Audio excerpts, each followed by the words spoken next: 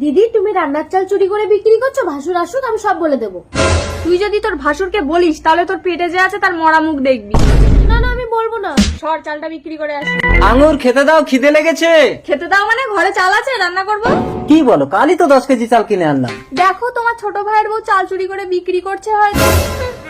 না দাদা, নন্দিনী এই কাজ করতেই পারে না। ঠিক আছে ভাই, তুই তোর লক্ষ্মী বউকে নিয়ে আলাদা করে খা। দাদা আমি এখনো আয় করতে শিখিনি, আমাকে আলাদা করে দিচ্ছ? তাহলে তুই এই লক্ষ্মী ছাড়কে ঘর থেকে তাড়া, তবেই তুই আমাদের সঙ্গে থাকতে পারবি। ঠিক আছে আমিই চলে যাচ্ছি। খাতেই যা, আমি দেওয়ার ভাতারের ঘর একাই সামলে নিতে পারবো। নন্দিনী আমরা আলাদা করে খাবো। কিন্তু আমাদের তো থালা বাসন নেই বিজয়। তাতে কি হয়েছে, আমি কাজ খুঁজে যাচ্ছি, আয় করে হোটেল থেকে প্যাকেটে করে ভাত এনে দুজনে খাবো। হঠাৎ করে তুই কাজ কোথায় পাবি? এই ওদের 100 টাকা দাও তো আজকের দিনটা চলার মতো। 100 টাকা কোথায় ছিল?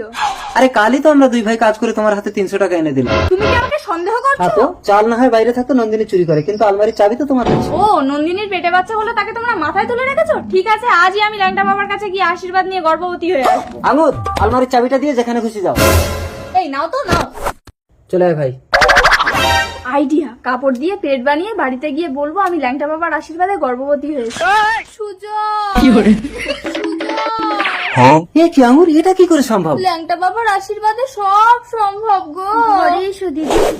আমাকে একদম ছবি না ডাইনি, তোর অভিশপ্ত বাচ্চার ছোঁয়া লাগলে আমার বাচ্চার ক্ষতি হতে পারে। বিজয়, তোর বৌদির পেটে ব্যথা হচ্ছে, ডাক্তারকে ডেকে আন। হ্যাঁ যাচ্ছি দাদা। দাদা ডাক্তার। ডাক্তার বাবু, আপনারা দুজন বাইরে গিয়ে দরজাটা বন্ধ করুন, আমি দেখছি। দেখি পেটটা খোলো তো, এ তো নকল পেট। এই নকল পেটেই আপনাকে আসল সন্তান প্রসব করাতে হবে। কি করে? তাই এত ঝুঁকি নিয়ে কাজ করে আমি কি পাবো? আপনি প্রতিদিন চেকআপের নাম করে আমার কাছে চলে আসবেন, আমাকে পেয়ে যাবেন। ডাক্তার বাবু আঙুরের কি অবস্থা? কন্ডিশন খুব সিরিয়াস, সাইডে পেন হচ্ছে, আমাকে প্রতিদিন চেকআপের জন্য আসতে হবে। নন্দিনী, নন্দিনী, দাদা। বিজয়,